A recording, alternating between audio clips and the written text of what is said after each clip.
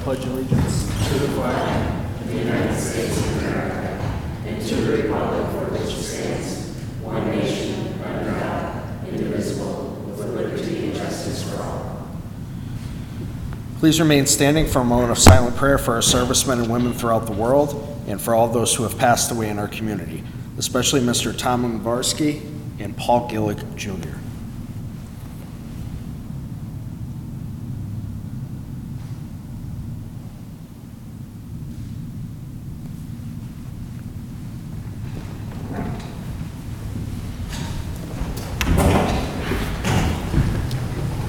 Roll call, please. Mr. Perry. Mr. Donahue. Here. Attorney Dempsey. Here. Mr. Gahn. Here. Mr. Rogan. Here. There will be a motion to move item 5X to seventh order for a final vote based upon the attached emergency certificate. There will be a second opportunity to speak in seventh order prior to final passage of this piece of legislation. Please dispense with the reading of the minutes. Third order, 3A, Single Tax Office City Funds Distributed Comparison Report, 2018-2019, year-to-date July 31, 2019. 3B, Tax Assessor's Report for hearing date held August 28, 2019. 3C, Minutes of the regular meeting of Scranton Redevelopment Authority held July 3, 2019.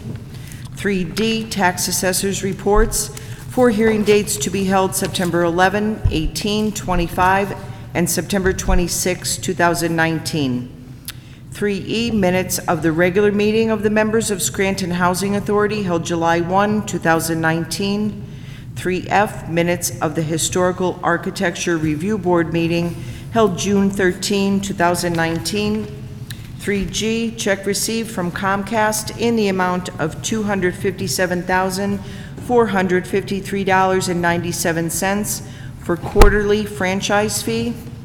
3H, Tax Assessors Reports for hearing dates to be held October 2, 9, 16, and October 23, 2019.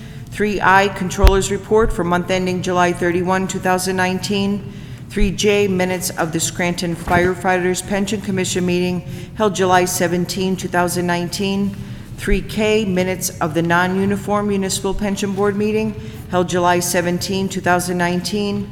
3L, Minutes of the Composite Pension Board meeting held July 17, 2019. 3M, Agenda for the Non-Uniform Municipal Pension Board meeting held August 21, 2019.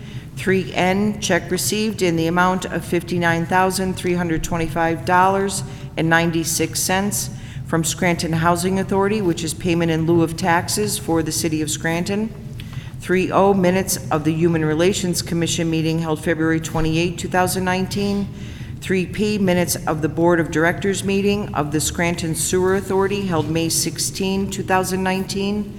3Q, check received in the amount of $6,000 from Lutherwood, which is payment in lieu of taxes for the City of Scranton.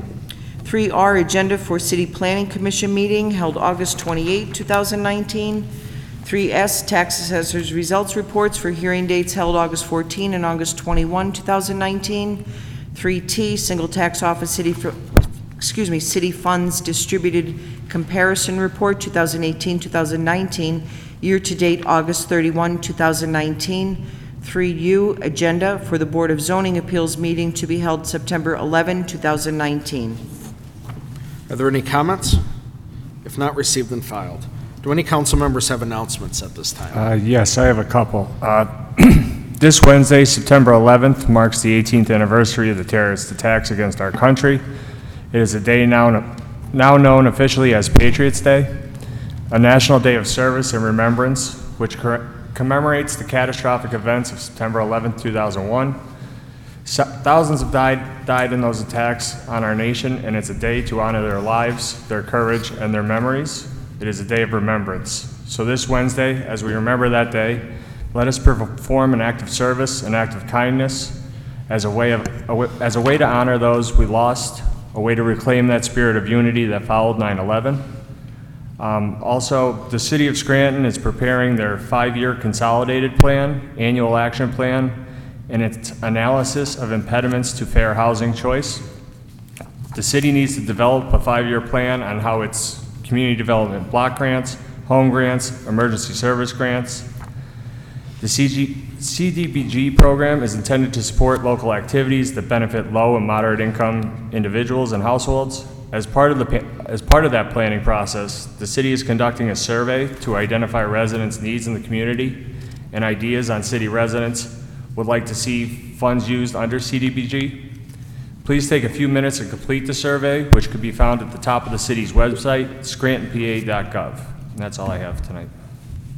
Yes, I have one statement and one announcement. I just want to say that my prayers go out to Mr. Invarsky's family. I was so sad to see his passing in the paper this weekend. Mr. Invarsky was somebody who, since I've been on council, has come to these meetings faithfully. He had health issues that never deterred him. He was the type of person that would always, talk to you after the meeting, even if he disagreed with you. And I appreciate his dedication. I appreciate the fact that he performed his civic duties exceptionally well. So God bless him and God bless his family. I also would like to read very briefly just a note on a benefit that's being held for my two uncles. The benefit is called Together for the Trentleys. This is a benefit supporting John and Billy Trentley. Friends and family have planned a benefit for John and Billy Trentley. Both brothers were diagnosed with cancer within 2 weeks of each other. John has advanced prostate cancer and Billy has multiple myeloma. Together, along with their families, they are facing this battle. The benefit will be held September 21st from 4 to 8 p.m. at St. Mary's Center in Scranton to help defray the cost of treatments and travel expenses to Sloan Kettering Hospital in New York City. Tickets are $20 and available at the door. There will be basket raffles, basket of cheer, 50-50, entertainment, food, wine, and beer. Please come out to support two wonderful men and their battle with cancer. Thank you. I as well have some announcements. Good evening, everyone, and thank you for coming. Number one, St. Joseph's Center in Scranton, an institution that just does an amazing job of taking care of individuals with special needs, is having a chicken dinner on September 22nd from 12 to 4. Tickets are $10. This year, they're actually having the barbecue chicken out in their lot, so you can get it hot and fresh. It's on September 24th of 2019, so you have plenty of time to get your tickets, but it must be advanced tickets. St. Joe's is also the cause that I believe the Scranton Marathon is run for. Also, I was advised by the Scranton Recreational Committee. Mr. Gattens had contacted me. They are selling wreaths for Naog Park to add to the additional decorations that they have. They're $50 each. You can purchase them individually for your business or in memoriam. You decorate them yourself, and then they will be hung on a light pole, which is really going to add to the festivities up at Naog. So I think that's a great idea. Mr. Gattens would be the contact at that, and I actually found it on Facebook. I would briefly also like to say that St. Paul's Church out in Scranton, it's on Penn Avenue, is having their block party as well. It's actually this weekend on Friday, Saturday, and Sunday. That being my home parish, I can attribute to the fact that it's a wonderful evening. There's bands on Friday and Saturday, and they also put out flat screen TV. So if there's anybody who likes the football games, you can sit there and watch your football games, and I do believe there's a beer tent as well. Saturday afternoon from 2 to 4, they also have it's a 3-on-3. It's named in honor of Meg Cullen Brown, a longtime parishioner and former chair of that block party. Although it's a 3-on-3, you can have up to 5 people on a team. It's $20 per person. You do receive a T-shirt. Prizes will be given, and it's for grades 1 to 8. So I also I would ask you to check Facebook for that under St. Paul's Block Party. But Michael Scoff is also running the basketball part of it, so that's going to be a fun night as well. And very briefly, while it doesn't touch on Scranton or Lackawanna County, I think we would be remiss if we didn't send out our thoughts and intentions to the people of the Bahamas. Anyone who's had the opportunity to travel there knows what warm and loving people they are, and the devastation and the destruction that they've seen in the last week is really horrifying. I think the death toll is up to 44 people. So I'd just like to send our thoughts and intentions to them at this time as well. Thank you. Thank you. Fourth order, citizens' participation. Our first speaker tonight is Joan Hodowanitz.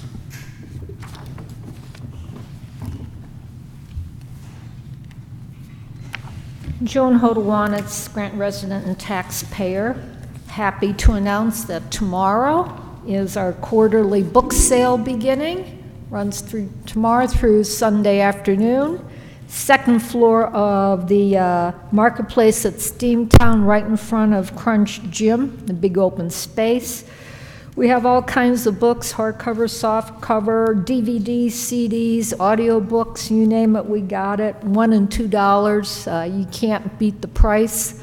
A lot of the books are in mint condition. You can get a hardcover book, nonfiction, that might run $50 retail for $2. So check it out. All the proceeds go to support the Scranton Public Library, which is your library, minus 6% that goes to the tax man. But all other monies go to the library. Now, I was honored to be nominated for the Ethics Board, but I think in the interest of full disclosure and transparency, I should explain that at one time, Mayor Evans was my realtor, but I summarily broke my contract with him and took my apartment off the market, so I now have no contract or connection with the mayor, just in case somebody is wondering about that. I don't want there to be even a perceived conflict of interest. Personally, I'd have no problem cutting the mayor or anybody else off at the knees if the situation warranted. But having read the ethics code very closely around 3 or 4 times in the last couple weeks, it was clear to me that I need to maintain arm's length distance from all city employees and officials. So I have taken my apartment off the market, and hopefully sometime next year I'll place it back on the market. I also want to let you know that I do know his father. His father attended my sister's wake in 1999, and about 2 years ago he ran into me in Abe's when I was having lunch. I didn't know that Carl Evans and Wade Evans were related, you know, the Evans name. How was I to know? And he asked me if I could run down a picture for him that it was taken of him in September of 1950 as he was deploying with the Army National Guard to go to Korea. And found the picture in the library in the microfilm of the newspapers, and went to the Times to get a nice clear photo. So I did get that picture for his father. That's all the connection I have with the mayor and his family. The rest of you I know, but that's as far as it goes. So rather than anybody saying that I would favor anybody, no. I will cut anybody's knees off if I feel I have a reason to do so, so don't hesitate. I attended the County Commissioners meeting last Wednesday, and I asked, is there any possibility that the county would collaborate with the city on the collection of delinquent taxes and fees? And the response was, the issue is under discussion. So maybe in fifth order, you can comment on that. Maybe as you're looking to hopefully terminate the contract with Northeast Revenue, maybe we can save the taxpayers some money by consolidating delinquent collections with the county, since they seem to be able to do it pretty well. And it's money we don't want to leave on the table. In fifth order also, if you could explain to the public where we stand on converting to the payroll preparation tax, if that's still a possibility as we move towards exiting our distressed status. Speaking of statuses, what is the status of the audit? Now, I say that not that I'm so much pushing for an early completion as I'm hoping that the auditor went back and redid the field work once it became obvious that the mayor was involved in a broad scale of corruption. Because the mayor is the head of the administration, and he's the one who basically casts the audit. Thank you. Thank you. Bob Bolus?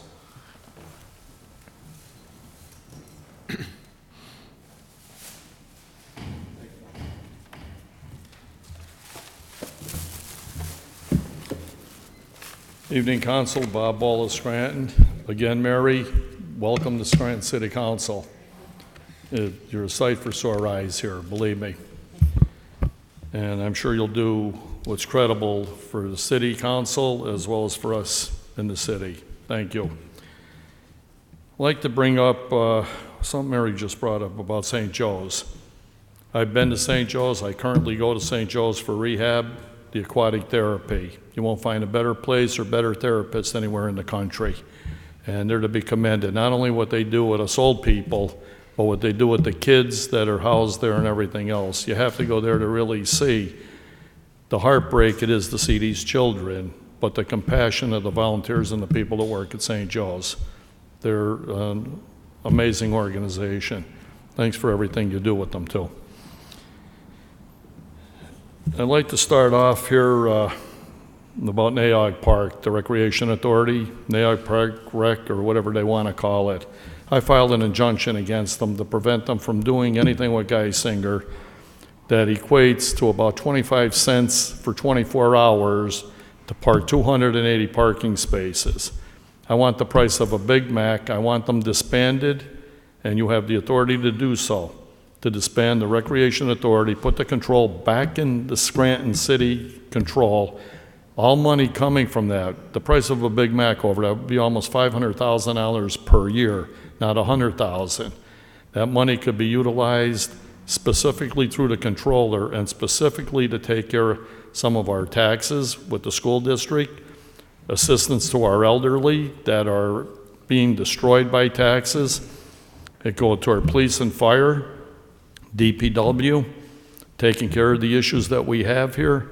And that's only some of them, to reduce our tax base by increasing the tax rate. We decrease the tax base. This is money they could very well pay. They want to put lights in, PP&L do a light program and put in lights, you get a light bill at the end of the year. We could pave it or not even need the paving up there, mark off their 280 spaces. It's just ludicrous that this authority sits there and the first thing he said, oh, well, we could put up a new office. Go take a look at Naog Park.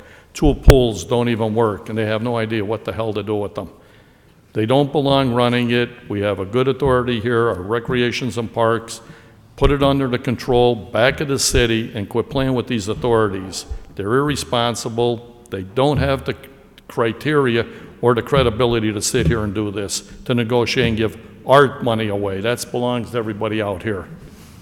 And I'm asking council tonight to put a motion on the table to move forward to disband the authority and put it back under control where it could be done and help fight. There's an injunction next week before Judge Gibbons, and you're all invited to show up and say what you got to say about it. This is about us. It's not about me. It's not about you guys or anybody else. This is about our citizens in Scranton that have been screwed over long enough, and it's time to make the change and take the bull by the horns. We don't need an authority to tell us what to do. Look at the pools. Look at New Vimbrino. Look at Southside. Look at over off Capalsa Avenue. Look what we've done to our people in this city with the hottest summer we ever had. We should all be ashamed that we let it go this way. And this is the money that could come here, not 25 cents. You pay at the parking garage, an hour and a half, you pay $6 to park for an hour and a half. Are we that stupid? We're going to let somebody get away with it? So I ask tonight you really take the bull by the horns and be responsible and join what we're doing here. It's for the betterment of this city. The next thing I want to do is ask that you join the suit on the garbage fee. It should have never been here. It's a taxation without representation, and it should have never been where it is. There's no accountability. Let's get it under control. We had enough corruption, enough nonsense and garbage thrown in our faces here. Let's show our credibility and respectability for the people of this city once and for all. The other part is the rain tax. I think if the government wants to charge us for the rain that's falling on our properties, then they should be the ones responsible for the damage it creates. If they say they own it, then they should be responsible to pay for any damage the rain causes or put their heads back where it belongs. They should charge on the interstate highways, state and federally funded blacktop roads. The government should pay for any damage that water does, because they're claiming it's creating the damage, then they own the rain, not the Almighty anymore. They own it, then they should be made to pay. At La Fiesta, we had complaints in the paper about, if I may just take a moment here, and then I want to just show you something. Well, let's move on to that because your Huh? time's up. If you want to move on to your last point, your time's up. Okay. At La Fiesta, we had 2 trailers down there, one for our president, one for my campaign for mayor here in the city. Somebody wrote they didn't like the idea it was parked there. It was illegal. I paid to park there. Number 2, they allowed a Bernie booth inside La Fiesta and all kind of slanderous and crazy stuff and posters on the Adams Avenue side on courthouse property. And then they parked the aquarium truck right at the corner of Spruce and Washington, deliberately to try and block us, but it handicapped so many people trying to walk around it. I talked to the people that ran it. I talked to Mr. Basiligo, who said he had nothing to do with it, gave me the name of the people that owned the truck, said he gave the keys to the authority that ran the La Fiesta. Mr. Bowles, your time is up. But they refused to move the truck. A lady in a wheelchair almost was critically injured banging into it. So when people want to make a comment about what we do it by the book and we do it legally. That was not legal. Thank you, Mr. Bowles. Okay. We'll give you an extra minute. No, this is one thing I want to show you. It has nothing to do with this is about our country. We could take a second. Mr. This Bowles. was just given to me. Hold it till next week. Your time is up. That's okay. Your time is up. This is about our country. Mr. Bowles. I understand. Come on, Ron I Ellman gave gave you me an this. extra minute. Your time is Ron- up. You're out of order. This is a memorial to Iwo Jima, to the mission I've been on for the last 6 years to recover Sergeant Ganas's remains. And this is a monument that I was just given by Mr. Ullman out of respect. And that's all I wanted to show you, what our country Thank you. stands for. Thank you. Les Spindler.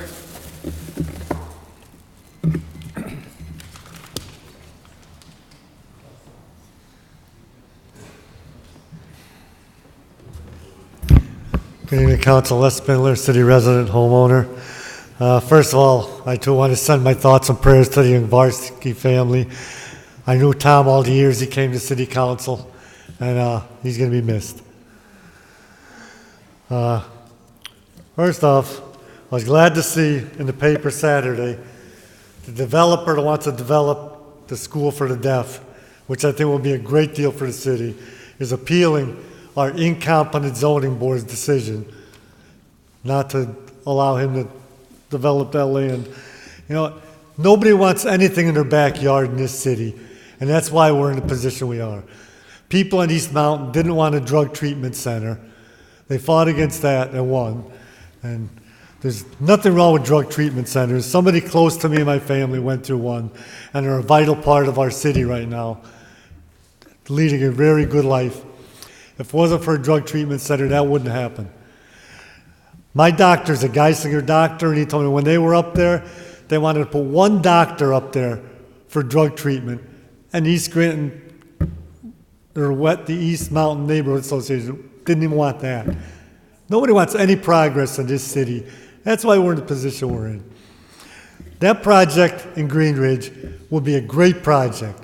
The Sightsingers didn't want it because they said it's going to be a bar, it's going to cause problems. You drive around the city, there's bars and neighborhoods all over the city. I have one near my house, the Far Street Tavern. Was there for years. It was never a problem. It's in a neighborhood, not a problem. And now Mr. Basiliga bought that building, and he's renovating the whole thing. It's still going to be a bar, and he's fixing up the apartments. It's going to be beautiful. But it's a bar in the neighborhood. Are the Sightsingers too good to have a bar in their neighborhood? They didn't want Crowley Park renovated. They don't want any progress in this city. That's why developers don't want to come to this city and do anything. Nobody wants anything in their backyard. That will be a great project. If that's not developed, it's going to deteriorate, and it'll end up being torn down. And what a waste. So I think you should people send a letter to the judge and tell them that this city backs that project because our zoning board is incompetent. They listen to people that don't want progress in this city. I've lived in this city my whole life, and it's nothing like it was when I was a child. We need development in this city. There's nothing in this city anymore because of people like the Sightsingers. They don't want progress. And you know, Attorney Dempsey, you're from Green Ridge. Well, how did you feel about that project? No, I I think fought you're against wrong. that project. I guess you don't want progress either. Because all it was going to be a restaurant and a bar, not next to any houses. It's in a fenced-in area. There's no reason at all why that shouldn't be developed. I said, nobody wants progress in this city. It's unbelievable. Like I said, there's bars all over in neighborhoods in this city. Also, Attorney Dempsey, what is your position on the $300 garbage fee? I actually plan on speaking on that in fifth order, I believe. If you can wait, I'm going to comment on Okay, it. because, well, I won't be here, but I've come here for years and years and years and saying it's illegal. We pay our property taxes to have our garbage picked up. There's no reason why we should have to pay $300 more. And I'm curious to see what Councilman Donahue does, because when he was elected, he said he wouldn't vote for a budget with the garbage fee in it. So I can't wait to see when budget time comes around, what happens. Lastly, before you took your break, I told you about the wrestling that was going to be in the Steamtown Mall, the brawl in the mall. It was August 10th. It was a big success. They put up 300 chairs.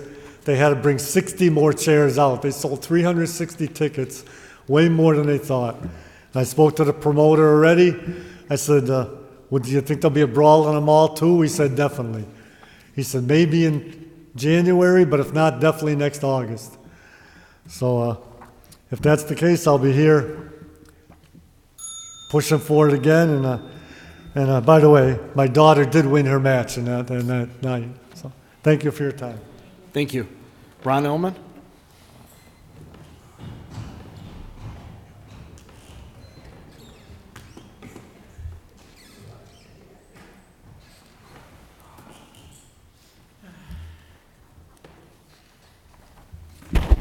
Council. You know, I remember our friend Tom, even in failing health, used to come here and comment on things occasionally. And for the most important election this city's ever had, we have a bunch of inexperienced, unknowledgeable opportunists coming out of the woodwork. You know, almost everyone in this bunch is inexperienced, had no interest their whole lives of coming to any of these meetings. That goes for you, Miss Dempsey. I've never seen you in a meeting. This isn't right. Right there's a lady that goes to all these meetings, goes to all these organizations, writes letters to the paper. She's 1,000 times more qualified to be sitting there, probably 10,000 times. But I guess I learned to live with it. Probably I guess I have to learn to live with all the graft and corruption that's been going on in this city, and that keep going on, because all we're going to get is the same old with a bunch of the same politics. That's terrible. You know why, people? Because no one votes. Last election, 20% of the people voted. That means that 20% of the people are running this city 100%. We got to take our city back. We just got to. We got to take it back from all these charlatans, people. People keep telling me you're against the machine and so forth. The hell with the machine and this. You people have to get out and vote for some qualified people to sit up there and to sit in this mayor's seat. These two people running for mayor are just, there's some good independents, but bragging that the Democratic Party is paying for everything. These aren't the kind of people we want in our city. My friends, if I were mayor, the first thing I would do, I would simply not implement any new taxes. And this can be done. That's why the government can't do nothing with sanctuary cities, because it's up to the mayor. If a mayor with some courage just wouldn't implement Ms. Finnan's ridiculous asinine 6.7 taxes, it eventually would have to bankrupt the school board. It might take a year or two or something, but that's better to have the state come in here and run the school system than hundreds of people to lose their homes on account of this whole silly situation.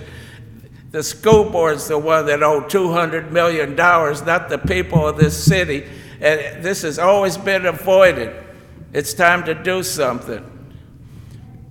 I had somebody tell me the city ought to shut the sewer service off to some of these deadbeats. That'd make them pay up. That's not a bad idea. We own the sewer system. Why don't a week ago, I was walking my puppy past the house that Bond has. He took the sign, condemned sign off the door. He and another man are working like hell in there. You know why? 'Cause nobody has any power to do anything. If a house is condemned, why don't they cut the utilities off? I don't know why something can't be done about Bond.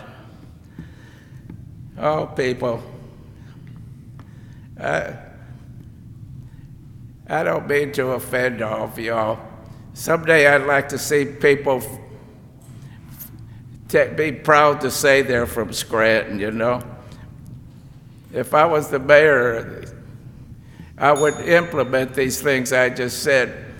And I would be the best mayor this city ever had for one reason. That's simply because I'd have the best administration this city had. No more Mosels and Bazzonis. No more lying Dave telling us how he didn't know what was going on under his nose. This shouldn't be. This shouldn't be in our city at this time. You know, I got a petition and I got 50, 60 names, but I was just like Brian. You go ask somebody, you live in the city? Yeah, they signed it. You don't know. Half of them don't know. I just gave up, you know. Thank you, Mr. Ullman. I'm like the rest of people. I just gave up on the city. But I'm headed one way. I'm fortunate that I can leave my house. I told you I have a reverse mortgage. Mr. Ullman, your time is up. I can take off anytime I want and not lose the damn thing like hundreds of people have done. You people Mr. forget Ullman, last Friday what the paper looked like last Friday. Mr. Ullman, your time is up. We gave you an Thank extra you. minute. Thank you. Norma Jeffries.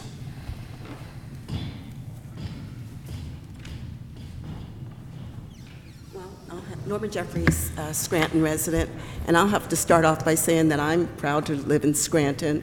I've been back here 3 years, and I'm pleased. Do we have problems? Absolutely. Do we have problems? But I enjoy the scenery. Every time I come down Ash Street and I see that view coming down from the hill section and see it always reminds me of a Swiss village or something, you know, so I enjoy it. Yeah, like I said, there's problems. That's not why I was speaking tonight, but I just had to say that. My things, of course, are my follow-ups, and you know, the see, click, fix. I don't know if that's ever going to come about. My other concern was our street signs, and I know Mr. Gagnon had given me an update on that, but I just want to know exactly. We're into a new cycle now, so I'm just hoping that we can get a good update on that and that we can see some improvements, because driving around, it's starting to get darker earlier now, you know, and it's very difficult for someone who has not been in the city that long. I mean, I grew up here and I'm back in the city, but it's very difficult, and I'm sure that others have run into the same situation that I have. And I'm also concerned about the census, and I had been reading about the census, and I've seen some people have said to me that the workers are out in the field. I guess they're doing mapping of the different areas right now. And I just was hoping that we could get some kind of an update. I was reading online that there are workshops that can be held for the people of the area so that they know just how important it is for the census and for them to fill that paperwork out. So it's something that we need to really get on board with, and maybe it is being done, I don't know, but I don't see anything in the paper. The other thing that I have that sort of bothers me is up at the Naog Park, and I don't agree all with what Mr. Bowles was saying. I love that park. And there's still a sign up there with Mayor Courtwright's name on it at the treehouse. And can someone sort of take it down? You know, it's way overdue that sign should be taken down. They've done a great job over there. And it's just sad that it still has to be taken down. And about our safety, you know, like I was telling someone, they do have the police roaming the building during the day, and you know my concern about our safety. And as the other gentleman was standing here with a bag, I got very concerned, thinking, is that going to be something that's going to offend us and not be something that's for our goods? Fortunately, you know, it wasn't anything of concern, but that continues to be a concern of mine, is our safety here in this building. And I can also say that I ran into a couple downstairs in the lobby. They were visiting to the city, and they were walking around looking at the building, and they said to me, why is the building open at this time of night? I said, well, we have council meeting upstairs. And they were very freely walking through the building. That's not right. Something should be done.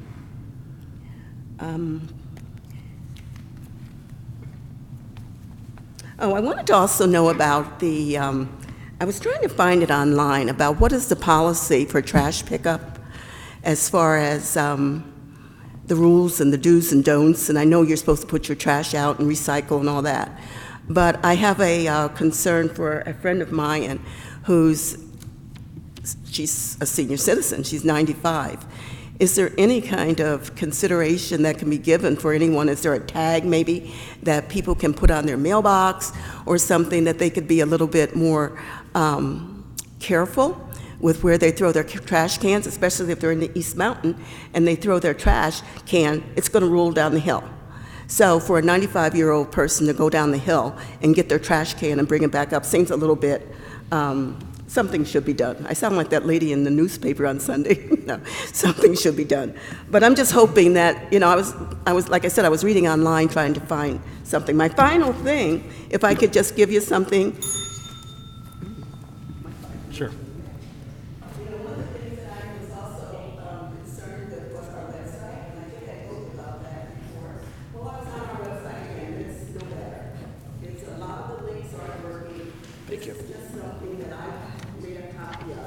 Thank you.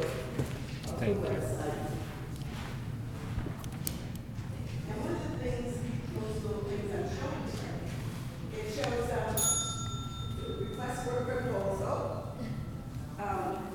It gives those, if you click that link, that'll work.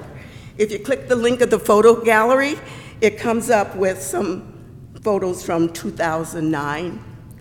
And I'm sure Mindy, who was on the news channel, would love to see the story that she has on there about the kids, why it's good to raise kids in Scranton. And she looks like she's 2. You know, the picture is so old. So I just think, you know, somebody take a look at the website and get it updated. Thank you. Maurice Schumacher?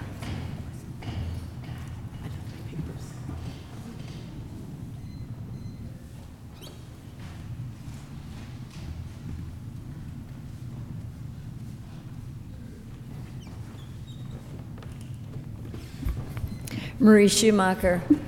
First, I'd like to thank you for acknowledging Tom Ungbarski tonight. He and his wife are close friends of mine, and I know I'm going to miss him. We're all going to miss him. He was a man who loved life, and he loved his city of Scranton, and always wanted to see it get better.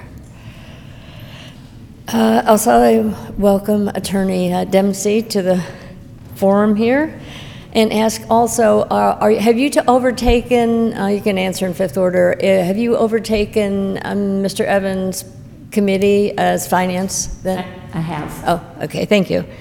I must say, I was disappointed Friday night when I went online and there was no agenda, because I thought you all came back on September 1st, even though there was no meeting on the 2nd, and I expected it would be the full day before the actual meeting. I had a very full day today, and I didn't even get it until I got the hard copy today. So hope we get back on having at least the 24 hours. And trash. It seems to be popular tonight, but I have a problem because number one, on the glass and everything else, the plastics, I've got to tell you, I have reduced my recyclables tremendously since we had that whole fiasco with what goes in, what doesn't. It's just easier to throw it away. So that's what I've been doing. But I wondered about this. A couple weeks back, in the paper, it said recycling change. As of September, I believe it was 9th, I cut it off, the Lackawanna County Recycling Center will no longer accept combined loads of mixed newspaper and cardboard. They must be separated. Now, I haven't seen anything that from the city, but I would imagine, since Lackawanna County, I don't know what happens to my trash once it leaves my door. So, I don't know. I would assume if the county has the recycling center, that would apply to us also. And we've always been told we can put corrugated cardboard in with the paper, which I do regularly. So I'd like to know if that applies to us as well. Next, the land bank. When the land bank started, I was able to go to the meetings regularly, and one of the things they talked about was when they were deciding whether they wanted to take a lot that was vacant, was the maintenance of it. And they did a good job for a while, but frankly now, there is a lot in the 500 block of Harrison Avenue, which is utilized heavily, that is disgraceful. The weeds are up to here, and it hasn't been attended to. So I mean, there are other lots in the city that I don't know if they own, but I do know that they own that one. I did double check that, and they need to get their act together and clean that up. Again, back to transparency. Will we ever see the cash flow online? I've asked for a cash flow chart. I don't know why it can't be placed online. I think we need to look at that and some other things that I think also should be online that aren't. Also, could somebody check, I don't know who has responsibility, but the date of the last structural analysis of the Ryerson support, that's what I'll call it. Because that wall, I'm sorry, that wall looks to me, it's leaning against a garage, and I know one of the people who live down the street from it, and they were telling me how their kids used to run behind the garage 2 doors down from them and never touch either the garage or the wall. And now the wall is in, I just can't believe it's not unsafe. I won't put my car on it. I walk it because I could jump. I'll be back with the rest next week. Thank you. Oh, that was my, okay. Do have a few more then. Yeah, and the street signs, again. Do we have a standard? I've seen some new ones up, which is really a nice thing, but some of them are green on white and some of them are white on green. And it makes us look like we don't have our act together. So I think we should standardize. Personally, I like the green on the white, but we need them all the same. Thank you. I'll be back. Thank you. Is there anyone else who would like to address council?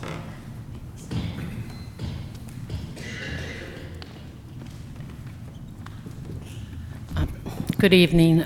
Joanne Williams, lifelong resident of the city. I'm here tonight to speak on Nayock Park. I don't agree with Mr. Bowles, but there's one thing I do agree with him. I've seen the new lights go up. They're absolutely wonderful. Did the Geisinger pay for those? Who paid to put those lights up in the park? Geisinger? Pretty sure that was paid for by Geisinger. Okay. Here's the problem we've had for years. I grew up and was raised in Nayock Park. Geisinger's taking that park over. Let's be honest and fair. okay? I've come before you a few times about the parking problems up there. They have the big lot down, below where the helicopter lands at times when they have to. Now they've taken up that higher lot where there's supposed to be a 3-hour parking only. That's not being, looked at. I'm really saddened that this park is becoming part of Geisinger Hospital, okay? I have nothing against the hospital being the hospital. I mean, I worked up in that hospital. I hear the helicopter. I'm glad to hear it. But when it comes to taking our park over and not keeping this park for our children, there is a problem, okay? Look at the pool situation this year. So sad, okay? Where is the money going? What do our kids have to do? Those lots that those cars park in should be made for skateboarding or roller skating. I've said this before. And if I understood it right, my grandfather told me, and I would like someone to look it up, I guess I'll have to research it, that when the gentleman who left that Nayoc Park to this city, it was only to be used as a park. It's getting lesser and lesser of a park. When are you, who we elect, who I respect, going to stand up for our children? They need a place to go. I'm not happy with Geisinger taking it over. They took Audubon School away, okay? Now their workers are parking in there. That was supposed to be a green space for a while. That's not happening. I've seen a beautiful neighborhood that I was raised in, the 200 block of Colfax. I reside in Arthur now.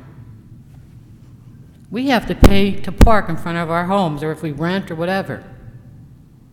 But CMC, they go up there, they do what they want, they're workers. And I mean, I'm not having anything against nurses or doctors, but it's not right. CMC has enough money to make another parking garage where Audubon School was, unfortunately. That was another loss for this city. I love the city, but I'm wondering, because corruption is well alive in this city. I know it had done to me years ago. I had a contractor steal $30,000 off of me and fought in this city. Attorney General's office, criminal department, nobody wanted to touch it. I'm upset, I've never brought it up before. But I will fight for these kids and I will fight for that park. And you people are elected to see what's going on. Don't give up on our kids. Don't give our parks away. Don't do that to the city. Thank you. Thank you. Is there anyone else?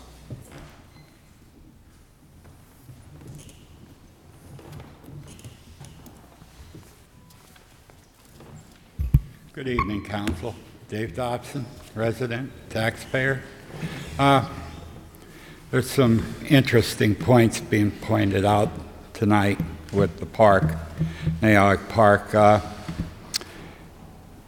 We depend on, all of us old geezers, on the hospital to keep us here, but it would be great if some alternatives. I've been up there and not often, and there's a lot of space being taken up.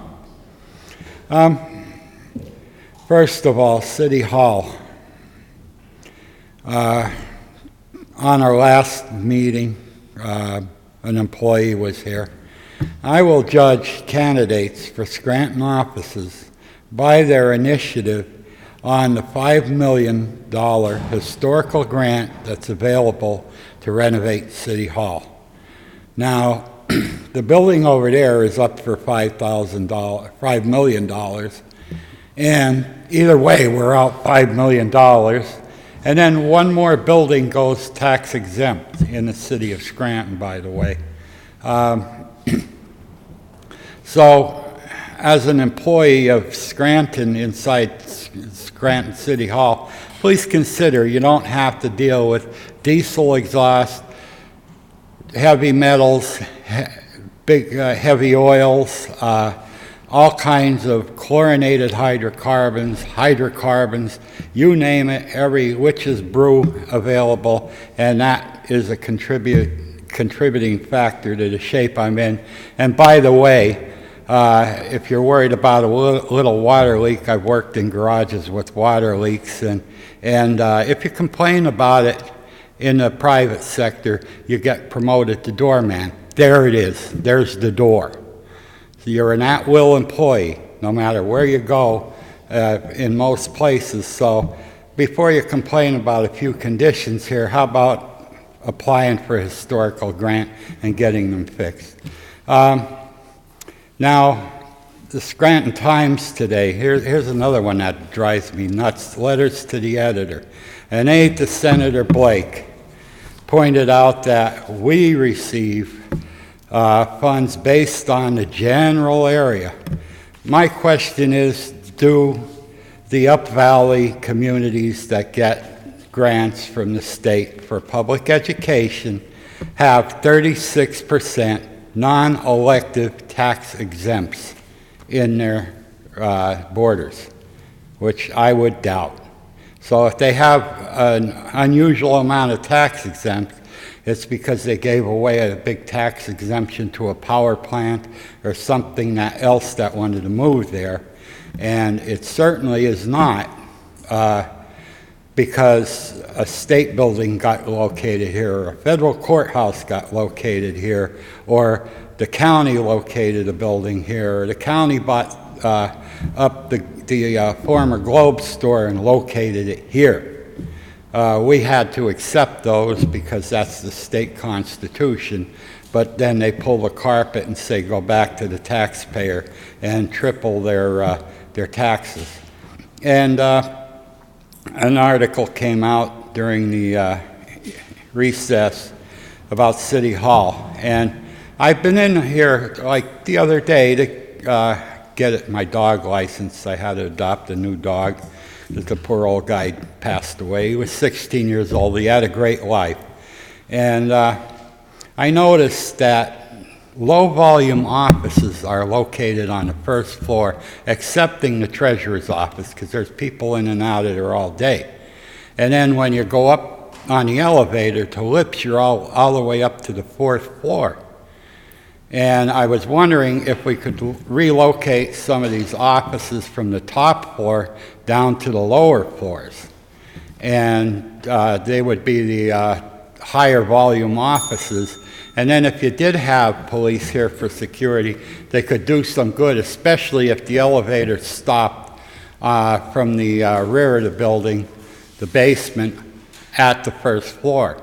So if you had some crazy coming in with some kind of malintent, you could certainly have the police put a stop to him there instead of having him get up to the fourth floor because he has a grudge over a housing permit or something like that. Thank you and have a good night. Thank you. Is there anyone else? Fifth order, 5A motions. Mr. Donahue, any motions or comments? Yes. I'd like to first start off by welcoming Councilwoman Dempsey on her first official council meeting. She's hit the ground running over the last month, and she'll be a tremendous asset to this council through the remainder of this year. I would also like to thank Mayor Evans and his administration for their increased communication with council since Mayor Evans was appointed.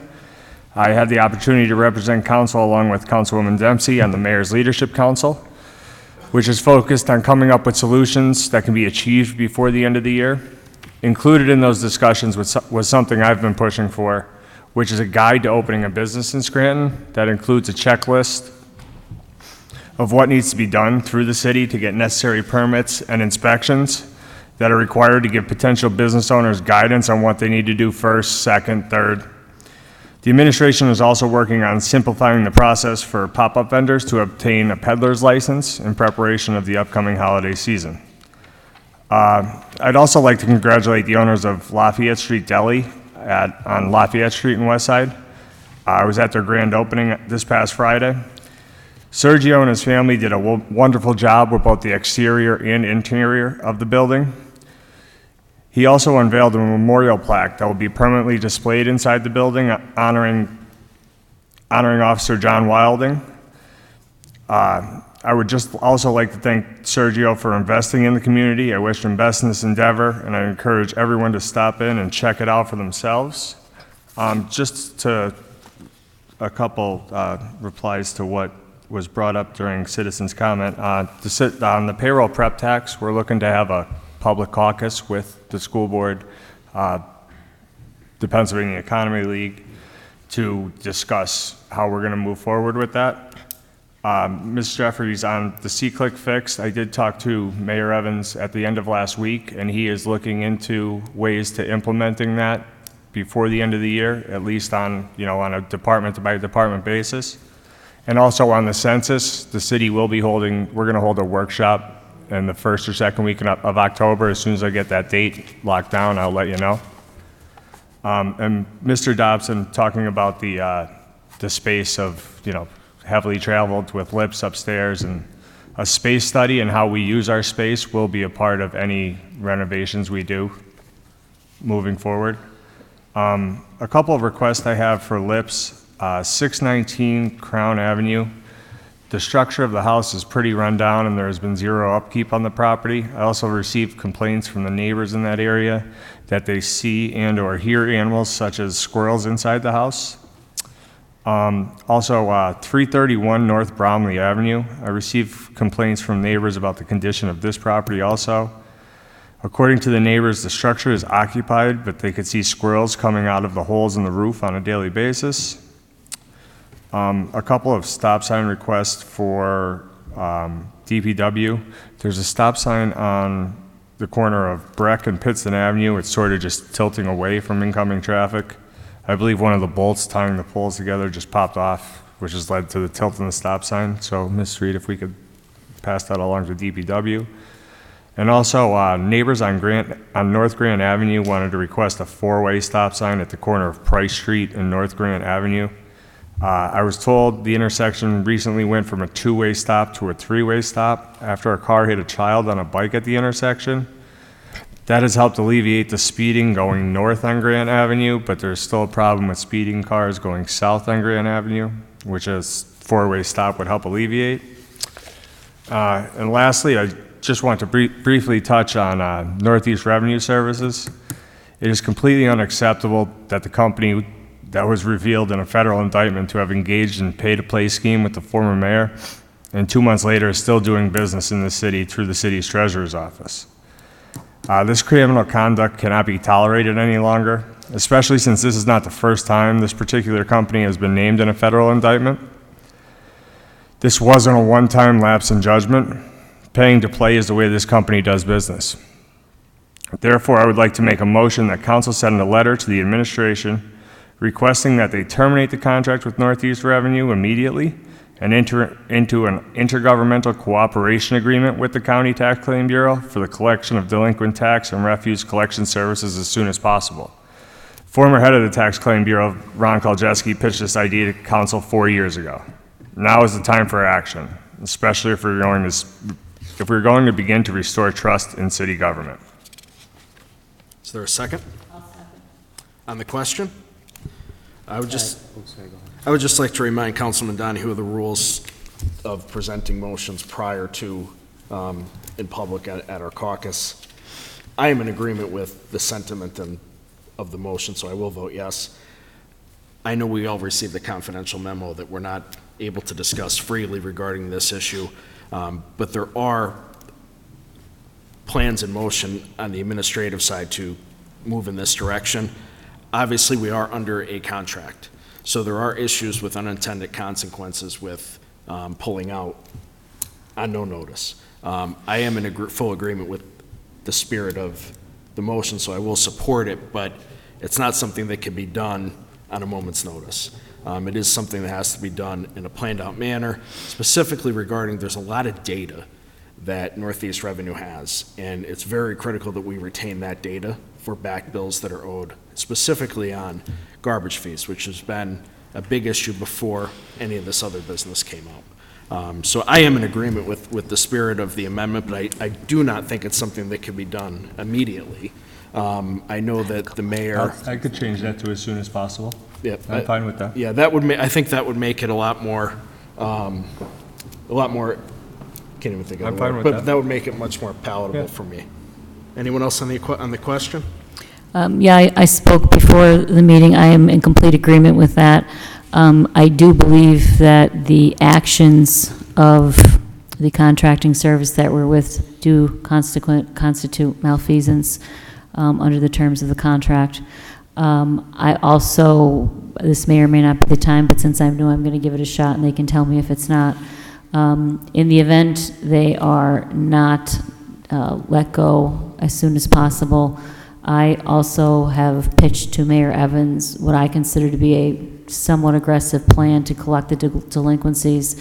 I'd like to file suit against them, to be quite frank with you. I'd like to set a financial threshold, and anybody, especially these people who are in six figures, who have repetitively disregarded this fee that the rest of us have religiously paid, and let them go to court, let them get a lawyer, let them pay a lawyer, let them defend themselves, and let the judge or jury make a decision on that.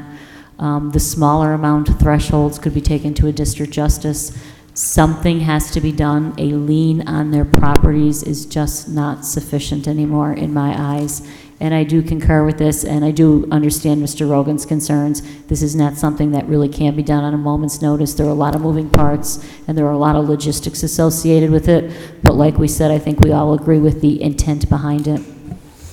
Yes, on the question, I also agree with Mr. Rogan. I think there are a lot of details here that need to be fleshed out first. You can't just terminate a contract without a plan to move forward.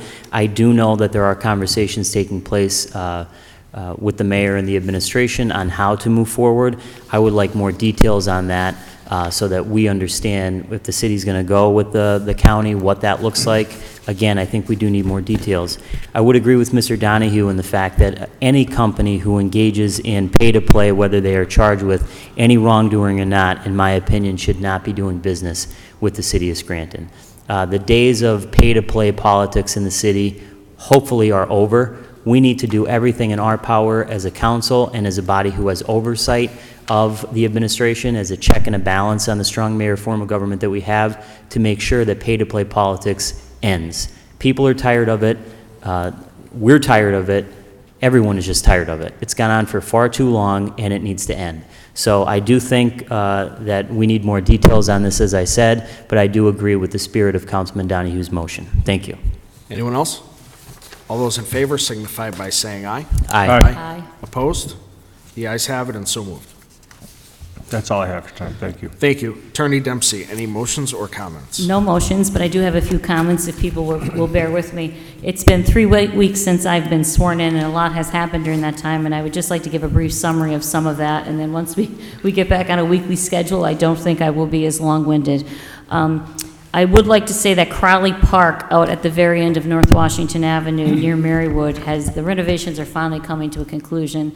If anyone is familiar with that park, we've been without it for at least 2 years. It may even be 3 or 4, to be quite frank with you. But what I will say is I was there on Saturday for a cleanup, and it really looks amazing.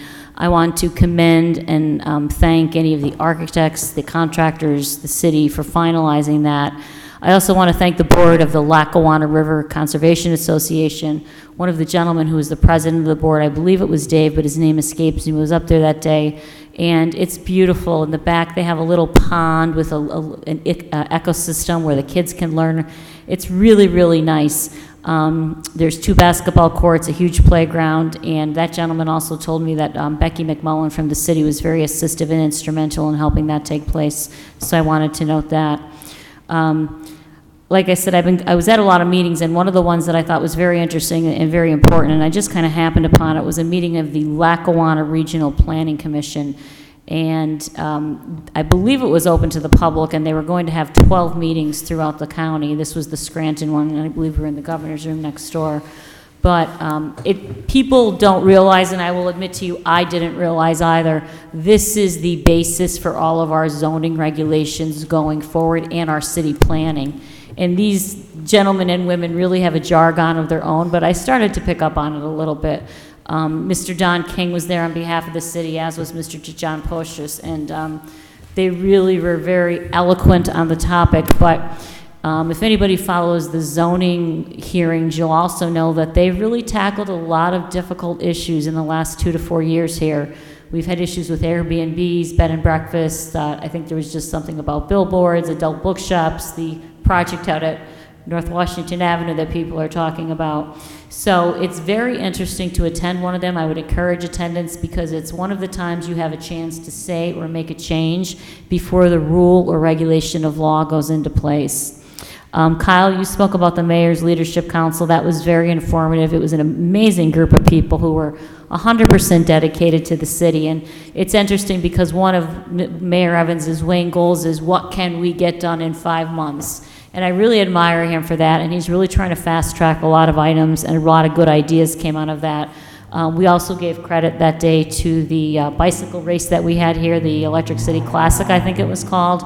It really brought a lot of energy to the city, and if anyone was down there, there was people, there were families, and one of the gentlemen who was at our meeting said he expected attendance to at least double, if not triple, last year based on the response he got.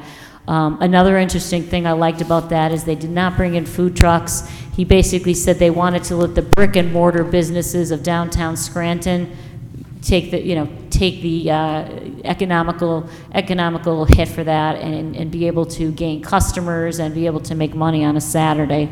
So I was pleased with that.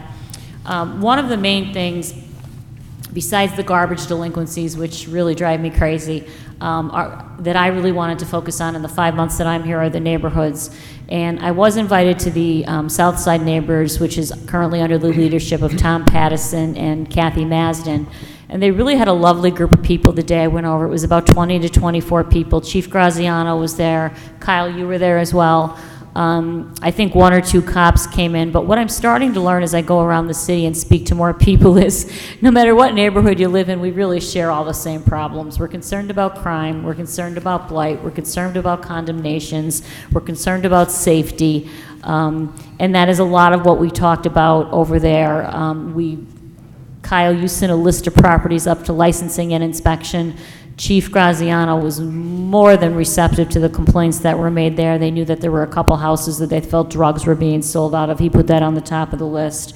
So basically, I would like to make sure that I get to speak to each of the neighborhoods. I've been kindly invited to the Hill Neighborhood Association by their president, Tim Swartz. I will attend that meeting on September 25th. And, you know, just to see again in this 5-month tenure, what can we do, what can we accomplish? And again, if anybody is listening or watching who wants to contact me, please do so. And one final thing regarding neighborhood associations. At the last Greenridge Neighborhood Association meeting, Mr. Foley offered to sponsor a meeting of all the neighborhood leaders, kind of like a State of the Union for neighborhoods, which I think is a magnificent idea.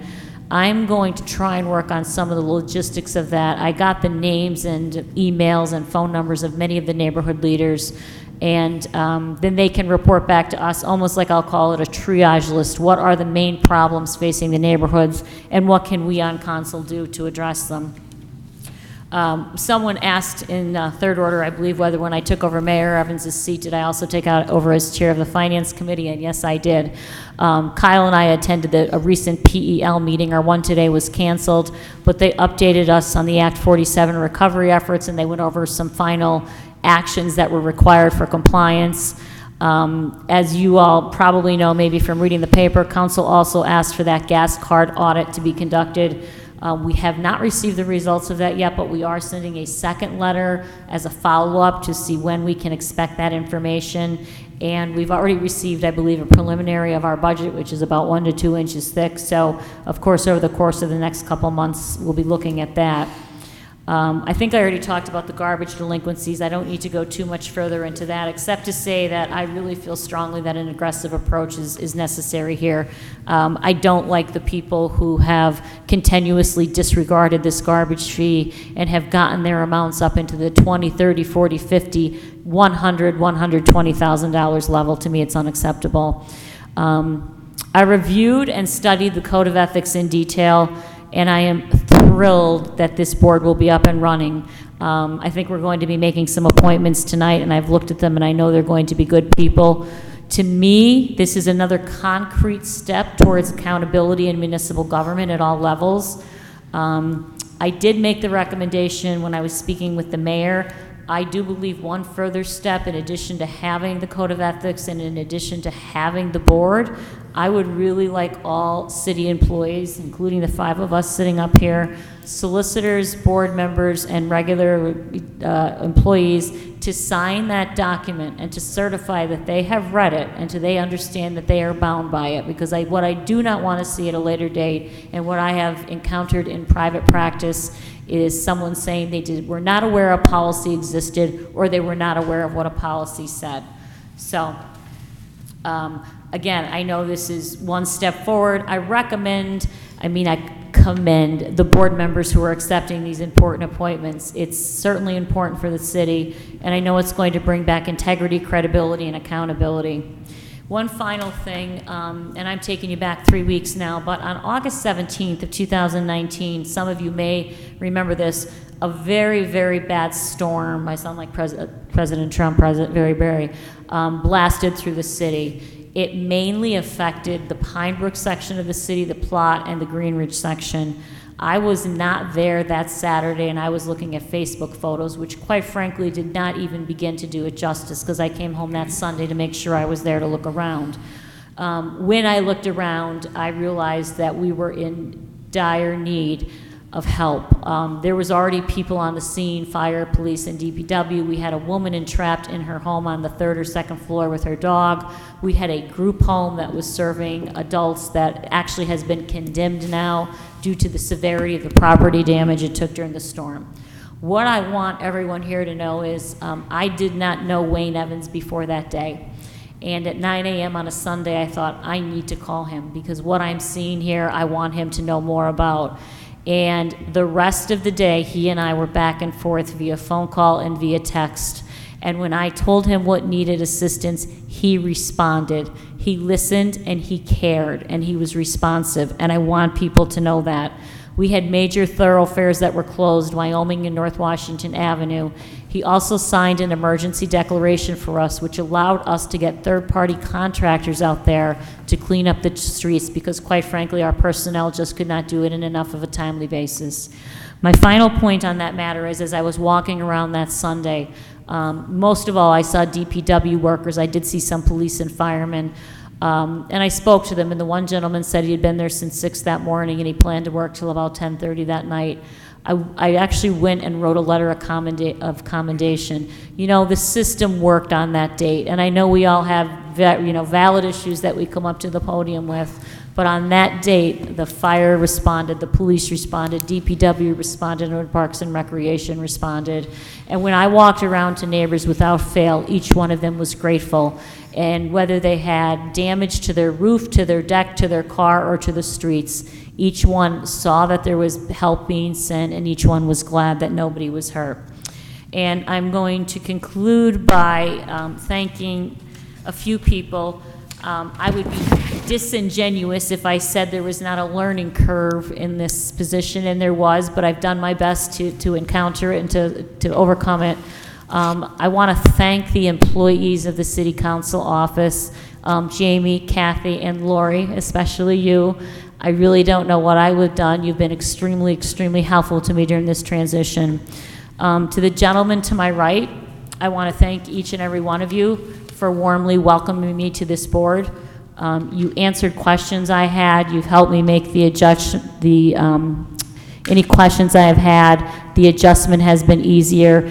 And I want each one of you to know that I don't take for granted 1 minute the trust that you've placed in me during this critical transitional time in the city. And I want to know that I will not let anyone down, and that I look forward to many productive and industrious days until January 6th of 2020. Thank you. Thank you. Councilman Gahn, any motions or comments? Yes, thank you. I too would like to welcome Attorney Dempsey to City Council. Looking forward to working with you over the next few months. Just a few things I have here. Obviously, we're going to have a lot to say tonight because we've been away now for a month. The recovery plan recommendations, I brought this up in the caucus. If you remember back in July, Council had a caucus with the Pennsylvania Economy League, and I have been asking now for quite some time for an update on all of the recommendations in the recovery plan, the status of those recommendations. I was not satisfied with the response I received from the Pennsylvania Economy League. I would like a more detailed response, so I would like to direct that now to the mayor and the administration, not only if the recommendation is in progress or underway, but when they expect to complete the recommendation and how far along they are. I would like more details on that. As you all know, we are scheduled to exit Act 47 in August of next year. There are still important items on the table that need to be completed. So I want to make sure that these things are, if they are in progress, where are they and when will they be complete? I had an eye-opening meeting a few weeks ago with our city engineer, John Pocius, Representative Marty Flynn, and many other city and state officials about our bridges in the city. Several of our bridges have a deficient rating at this point, according to PennDOT.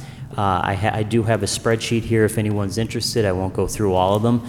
But really what the culmination of the meeting is that working with our state reps, our city officials, we're making sure that all of the bridges are included in state legislation from the House Transportation Committee for funding so that they can be replaced and rehabbed. There are 13 bridges total, new bridges that have been placed on this list. 11 are up for replacement, total replacement, and 2 of them are going to be rehabbed. To give you an example, the Poplar Street Bridge has a rating of 31.4 out of 100. There are several other bridges on there that if we had to close them, it would be a major concern from a public safety perspective and from a traffic perspective. So I would ask, and we did bring this up in the caucus, Mrs. Reed, if you could send a letter to Mr. Pocius, who, as I mentioned in the caucus, is an encyclopedia worth of information on this topic, if he could come in and brief us as well. I think that would be very helpful, because this is very important.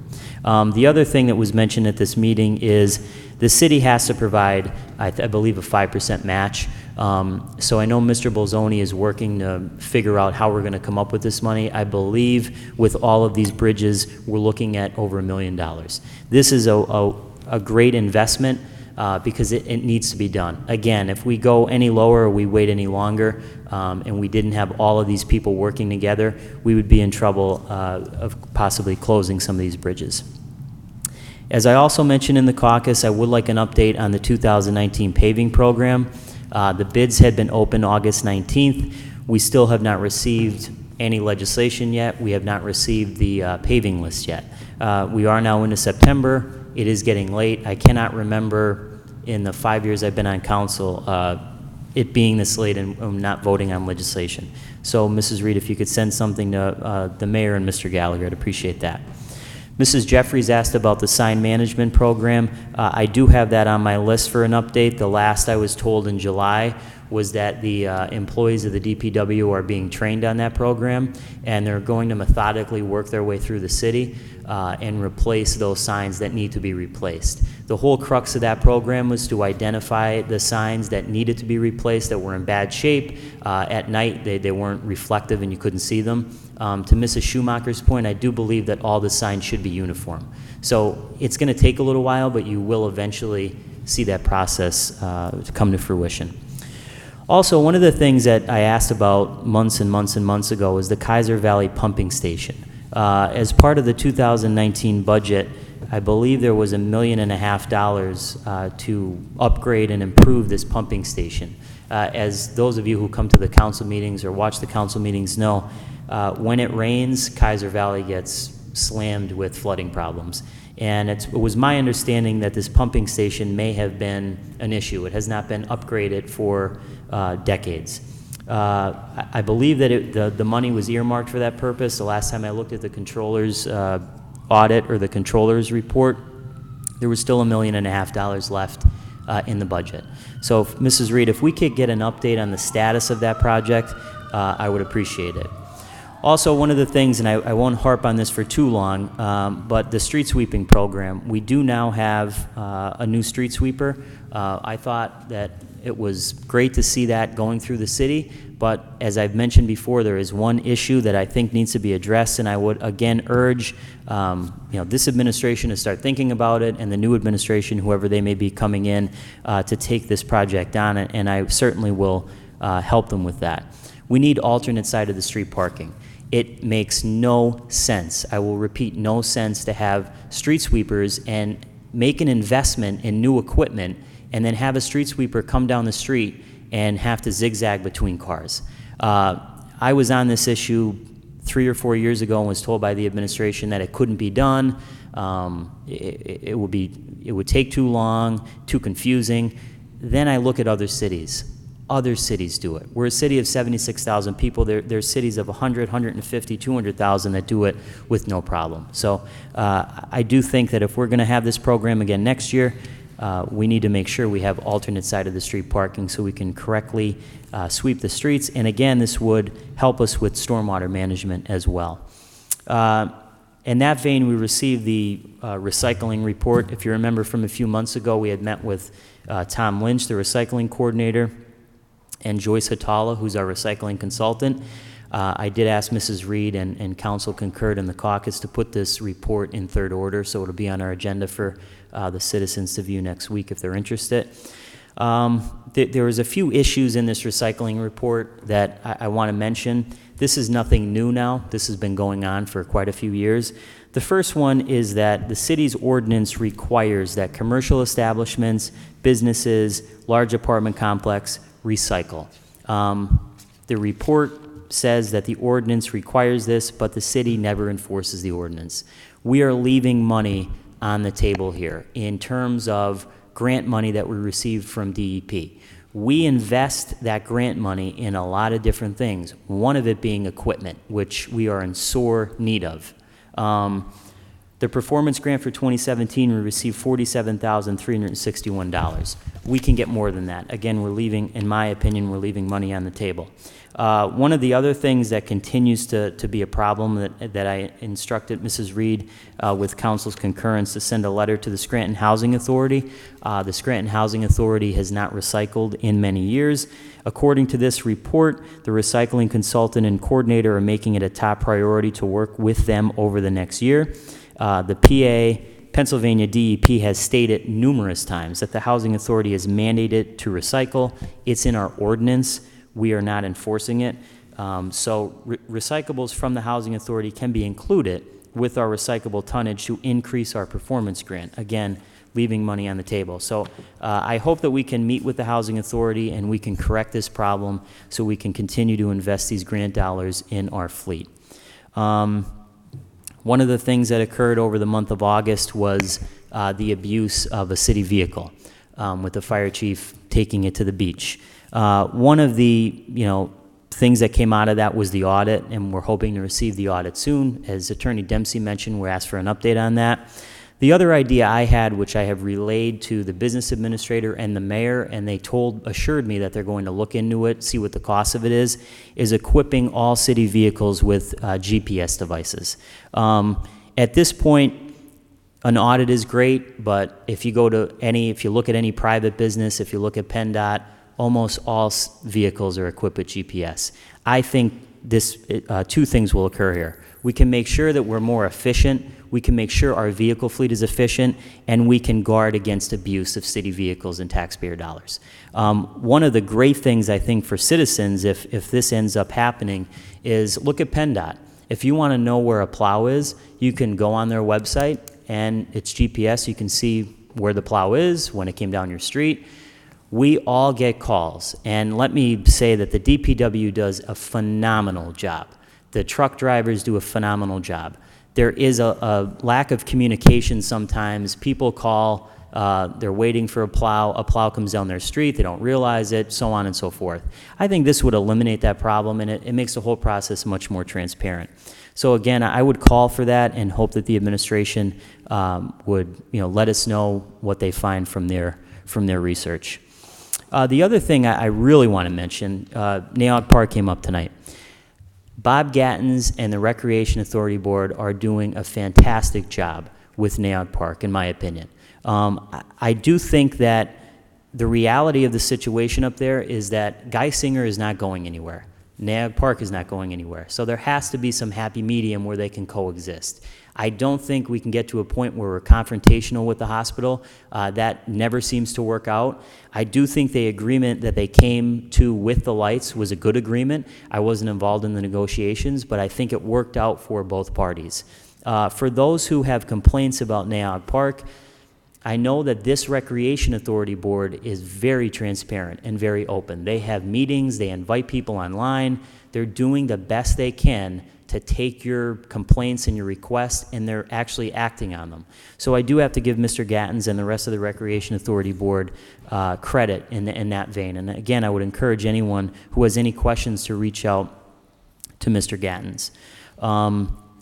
Just a few citizens' complaints to wrap it up here. 95 Linwood Ave, Mrs. Reed, the gentleman that lives there, he's been to council before.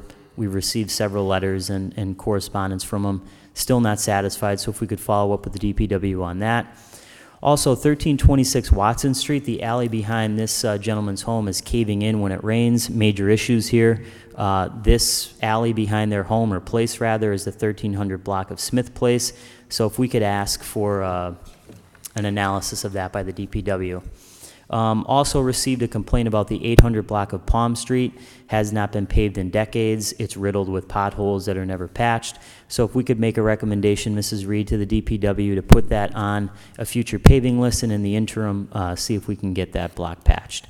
Also, to end on a positive note, we are going to be interviewing a potential intern. As if you've been listening over the past few months, City Council has entered into a partnership with the University of Scranton to get interns from the school, and then we might open it up to all the other local colleges. We're using the university as a guinea pig.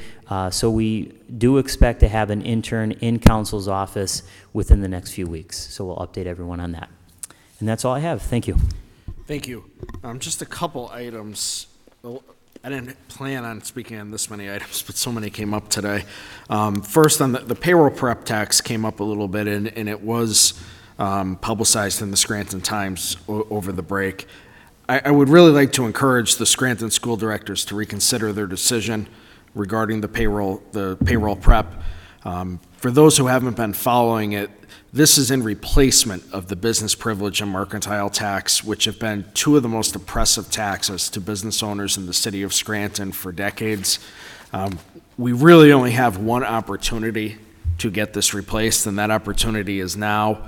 The city of Scranton loses its ability to switch from a business privilege mercantile tax to this prep tax once we leave Act 47. The school district has an opportunity to act. And I know Senator Blake has been very active in this issue, and he's been doing a great job on advocating for this switch. And the idea of putting it on the ballot is the exact same thing the county commissioners did when they put having a reassessment on the ballot. It's designed to fail, because people, when they see it on the ballot, they're going to think it's an additional tax to them, when in fact this tax is not paid by most residents of the city. Unless you own a business in the city and you have employees working for you, you're not impacted by it. But it does impact everyone in the grand scheme of things, where we're trying to attract businesses in the city. And one of the biggest impediments has been our tax structure, specifically the payroll tax, or specifically the business privilege and mercantile tax for the last 20 years. That's why you see so much development right outside of the city limits.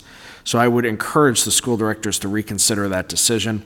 Again, it is revenue neutral, so it is not a situation where the city could bring in additional revenue compared to what we brought in the previous year on the business privilege and mercantile tax. So it would be revenue neutral for the school district as well. I know they have concerns about it being revenue neutral because they are on such a tight financial squeeze. But the only way for them to get out of their predicament and the city to continue to improve is by growth, and it's by bringing in new businesses and making Scranton more business friendly. That brings me on to my next point, which is, again, the zoning board was brought up a couple times, specifically in reference to development in Greenridge, development on East Mountain. Without getting into the projects specifically, I do think the city overall has been putting far too many burdens and regulations on people who want to come in and do developments.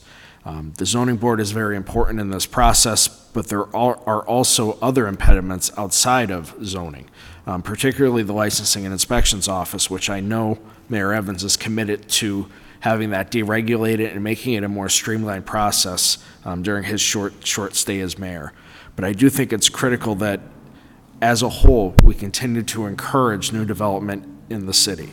From our zoning boards to our licensing and inspections office to our tax structure, that is the only way the city is going to improve. It's through growth.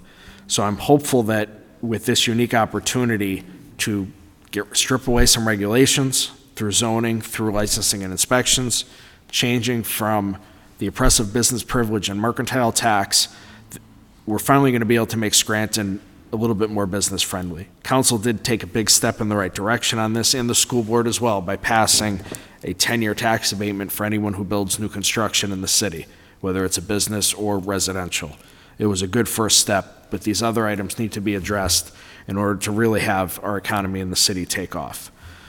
One last point, we received a letter in the mail from the Chinchilla Hose Company. I'm not going to read the whole letter because it is pretty lengthy, but there are some items that I do want to reference in here. I know approximately about a year ago, we had representatives from Pennsylvania Ambulance and Commonwealth Ambulance come in and talk to council about our current ambulance structure within the city of Scranton.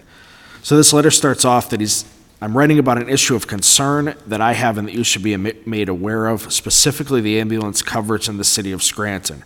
It has been more than 30 years since the city and the fire department provided any type of BLS, which means basic life support. These are your more low-level ambulance calls in the city of Scranton. In that period of time, the city has relied on a series of private companies to provide care within its boundaries, and then it goes and lists the companies.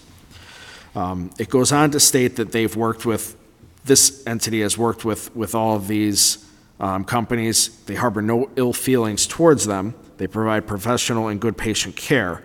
I do not believe that you, the city of Scranton, are getting the pre-hospital EMS coverage that you think you are for your residents in terms of vehicle availability and personnel coverage. It says the Lackawanna County 911 Center routinely dispatched ambulance from outlying communities into the city of Scranton to cover 911 requests when there are no vehicles from these two companies available. I could provide multiple examples of times when outlying area ambulances have responded into the city to handle EMS calls.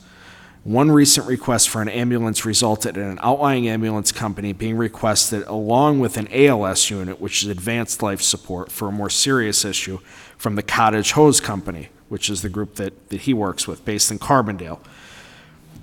While the outcome was favorable for this patient, it may not be for the next one. This is also not an isolated incident. It has happened in the past, and I'm sure it will happen again in the very near future based on the way the system is working.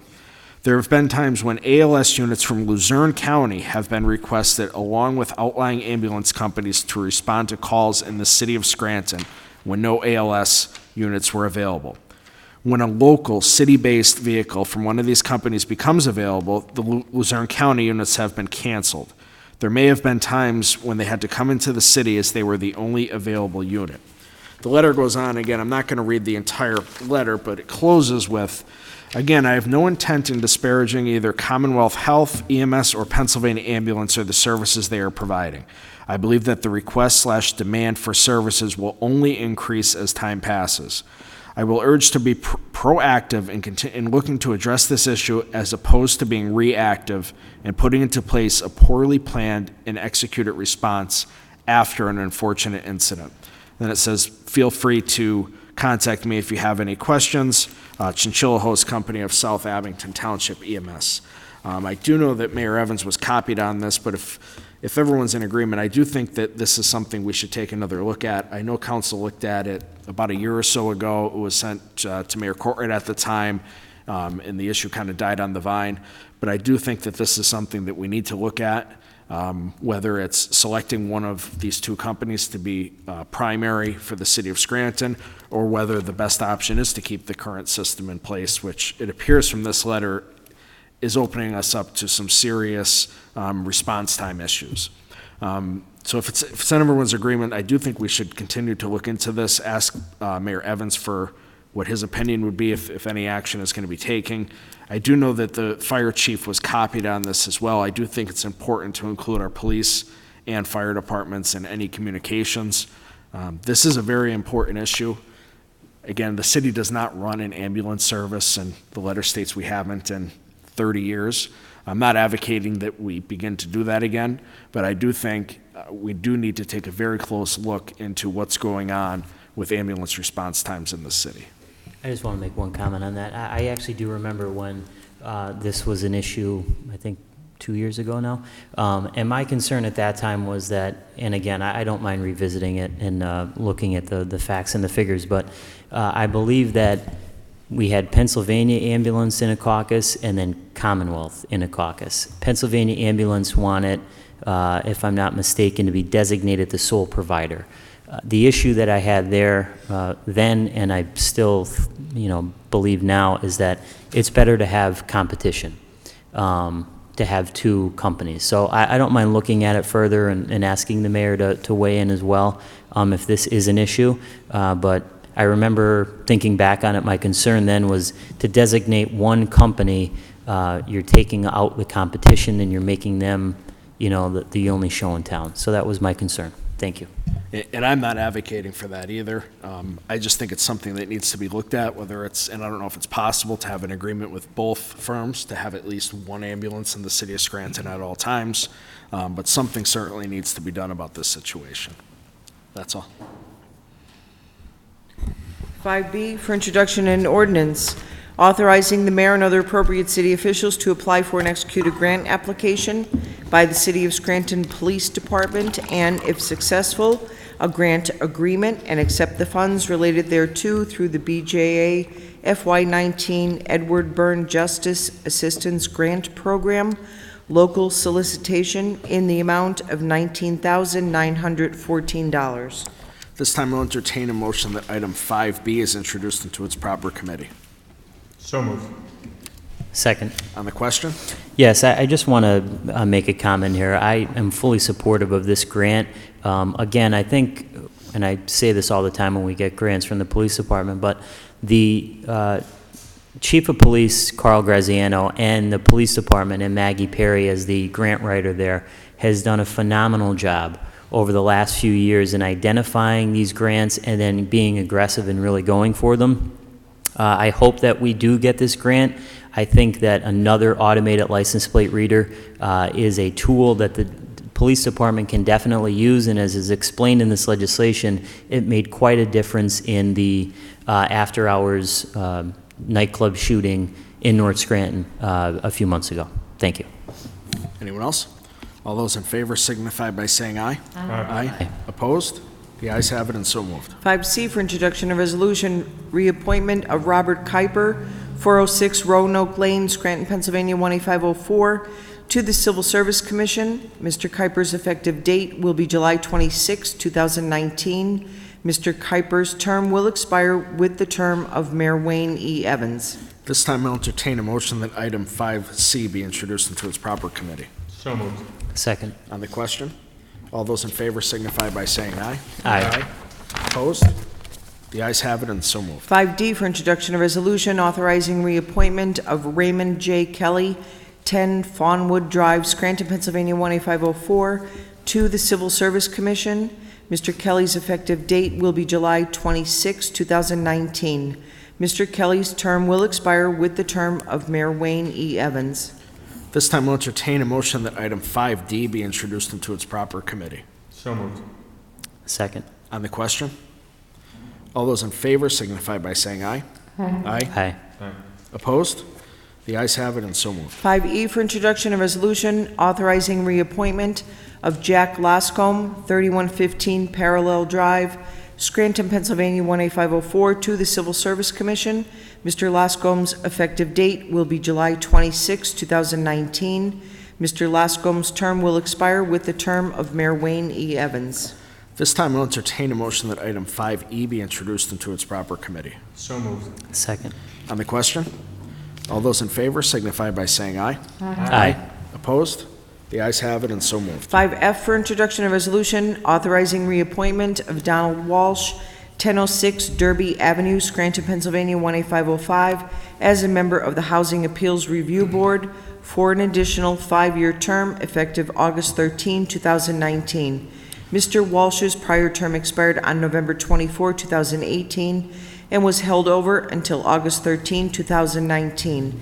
His new term will expire on November 24, 2023. This time I'll entertain a motion that item 5F be introduced into its proper committee. So moved. Second. On the question? All those in favor signify by saying aye. Aye. Opposed? The ayes have it, so moved. 5G for introduction of resolution authorizing reappointment of Michael Salerno, 1200 Bryn Mawr Street, Scranton, Pennsylvania, 18504, as a member of the Scranton Parking Authority for an additional 5-year term. Mr. Salerno's current term expired on June 1, 2019, and was held over to July 31, 2019. His new term will expire on June 1, 2024. At this time, I'll entertain a motion that item 5G be introduced into its proper committee. So moved. Second. On the question? All those in favor signify by saying aye. Aye. Opposed? The ayes have it, and so moved. 5H for introduction of resolution authorizing reappointment of Paul D'Antona, 333 North Sumner Avenue, Scranton, Pennsylvania, 18504, as a member of the Scranton Municipal Recreation Authority for an additional 5-year term. Mr. D'Antona's prior term expired on June 17, 2019, and was held over until July 31, 2019.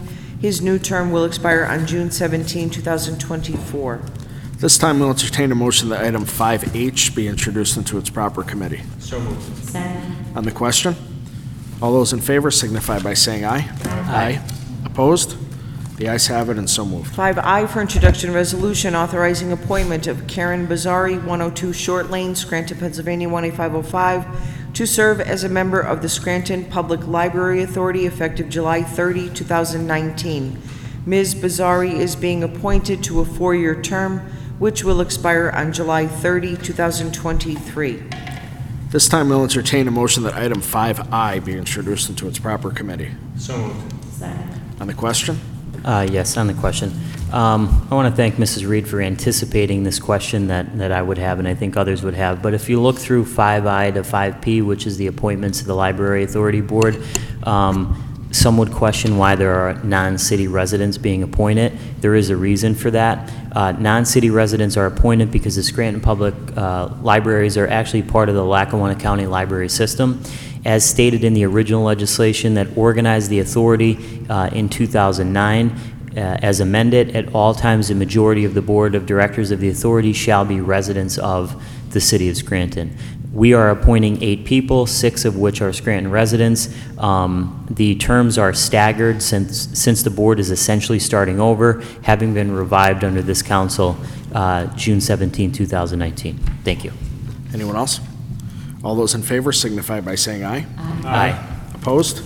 The ayes have it, and so moved. 5J for introduction of resolution authorizing appointment of John Cowder, 1614 North Webster Avenue, Dunmore, Pennsylvania, 18509, to serve as a member of the Scranton Public Library Authority effective July 30, 2019. Mr. Cowder is being appointed to a 5-year term which will expire on July 30, 2024. This time, I'll entertain a motion that item 5J be introduced into its proper committee. So moved. Second. On the question? All those in favor signify by saying aye. Aye. Opposed?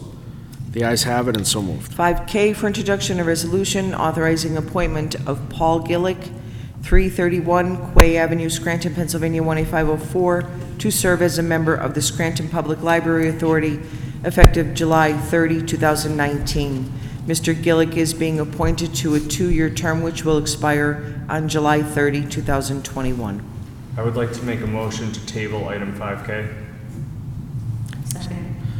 There is a motion and a second to table item 5K on the question. Today, we received the sad news that Mr. Gillick passed away unexpectedly on Thursday, September 5th. We extend our deepest condolences to his family. All those in favor signify by saying aye. Aye. Aye. Opposed? The ayes have it, and so moved. 5L for introduction, a resolution authorizing appointment of Jamie Hailstone, Esquire, 1201 Olive Street, Scranton, Pennsylvania, 18510, to serve as a member of the Scranton Public Library Authority, effective August 13, 2019. Attorney Hailstone is being appointed to a 4-year term, which will expire on August 13, 2023. This time I'll entertain a motion that item 5L be introduced into its proper committee. So moved. Second. On the question? All those in favor of introduction signify by saying aye. Aye. Opposed? The ayes have it and so moved. 5M for introduction, a resolution authorizing appointment of Brian Lenahan, Esquire, 101 Stonegate Drive, Waverly, Pennsylvania, 18471, to serve as a member of the Scranton Public Library Authority, effective July 30, 2019. Attorney Lenahan is being appointed to a 4-year term, which will expire on July 30, 2023. This time I'll entertain a motion that item 5M be introduced into its proper committee. So moved. Second. On the question?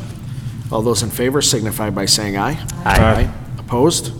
The ayes have it and so moved. 5N for introduction, a resolution authorizing appointment of Betsy Moylan, 1502 Pittston Avenue, Scranton, Pennsylvania, 18505, to serve as a member of the Scranton Public Library Authority, effective July 30, 2019.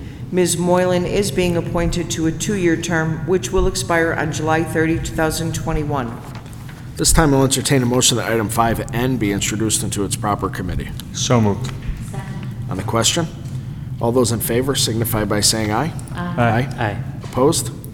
The ayes have it and so moved. 5O for introduction, a resolution authorizing appointment of Evie Rifalco McNulty, 625 Moltke Avenue, Scranton, Pennsylvania, 18505, to serve as a member of the Scranton Public Library Authority, effective July 30, 2019.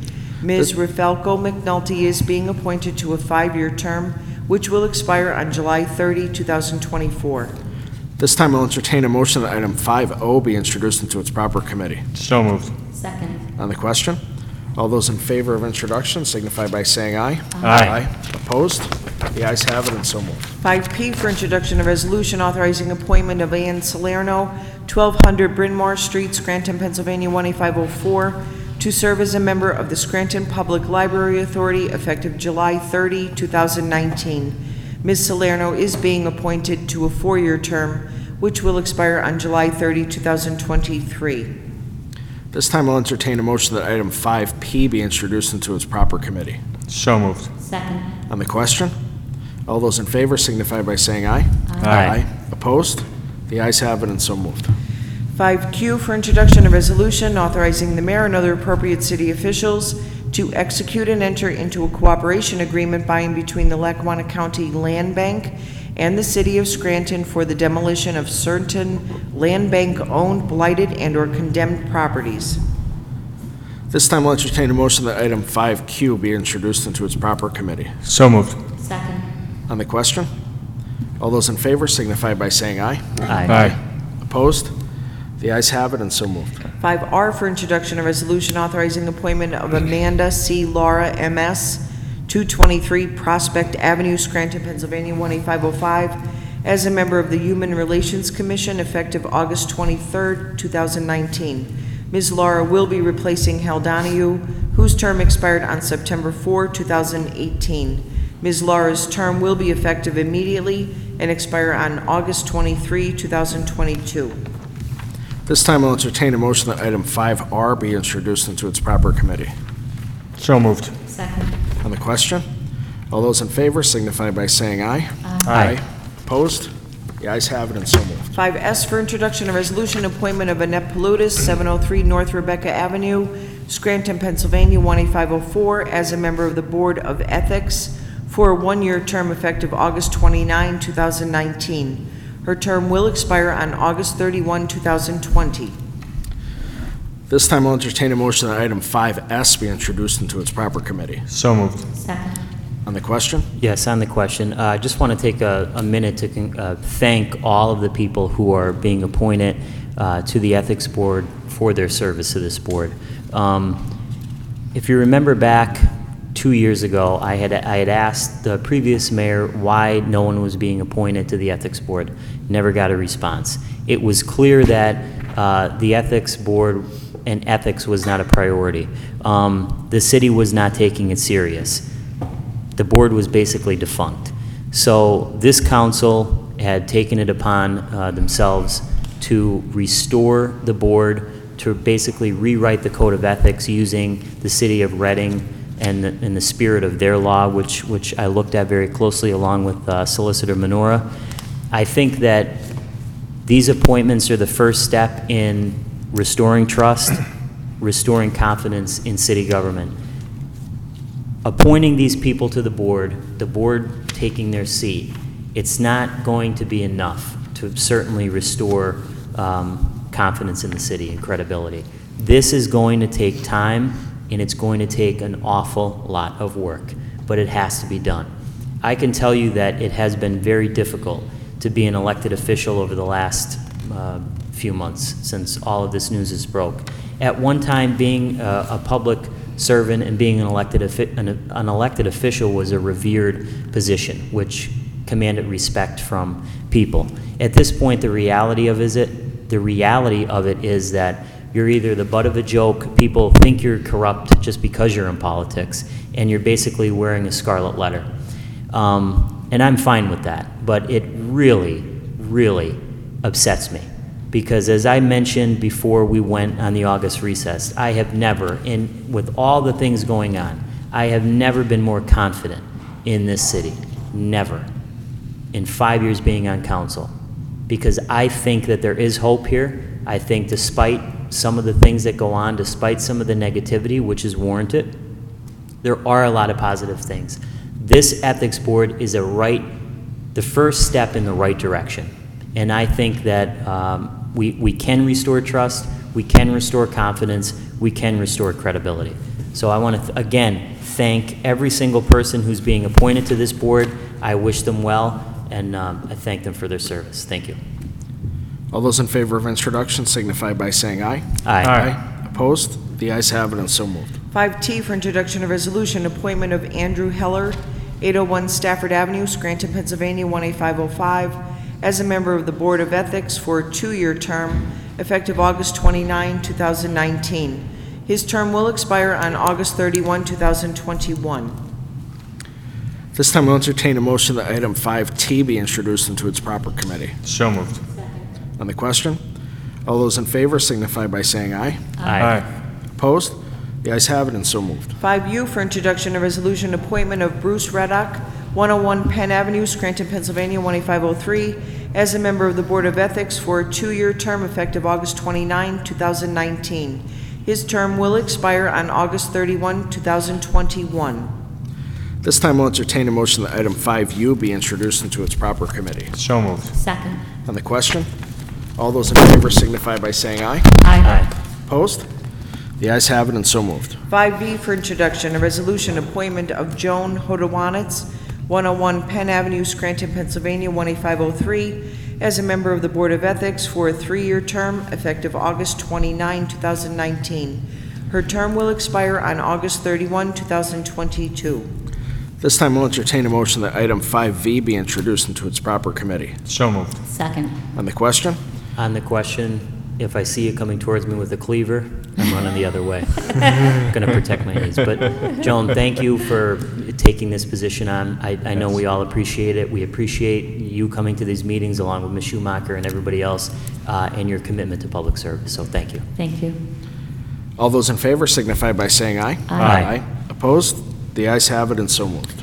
5W for introduction of resolution, appointment of Mary Jo Sheridan, 1213 Schlager Street, Scranton, Pennsylvania, 18504, as a member of the Board of Ethics for a 3-year term effective August 29, 2019. Her term will expire on August 31, 2022. This time we'll entertain a motion that item 5W be introduced into its proper committee. So moved. Second. On the question, all those in favor signify by saying aye. Aye. Opposed? The ayes have it and so moved. 5X for introduction of resolution ratifying and approving the execution and submission of the grant application by the City of Scranton on behalf of Lackawanna Heritage Valley Authority to the Department of Commonwealth Financing Authority of the Commonwealth of Pennsylvania for a multimodal transportation funds grant to be used for the Cliff Street underpass Rehabilitation Design Project in the amount of $125,582. Emergency certificate attached. This time I'll entertain a motion that item 5X be introduced into its proper committee. So moved. Second. On the question, all those in favor signify by saying aye. Aye. Opposed? The ayes have it and so moved. I make a motion to suspend the rules to move item 5X to seventh order to be considered for final passage based on the attached emergency certificate. Second.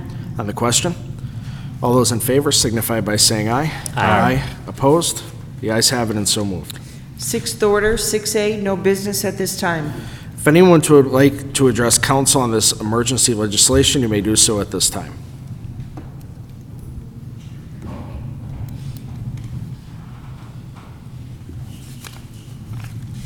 Could you just explain why an emergency certificate was attached?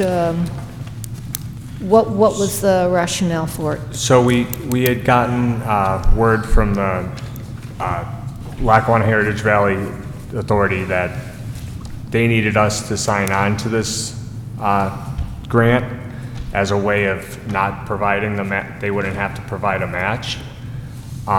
So we got that in late July. We thought a letter would suffice, but tomorrow, and because we didn't have a meeting last week to have the two passages, tomorrow was the deadline for the scoring. Okay, so it's just a So time sensitive. it is just a time-sensitive thing. That's good enough for me. Yes. Thank you. Thank you.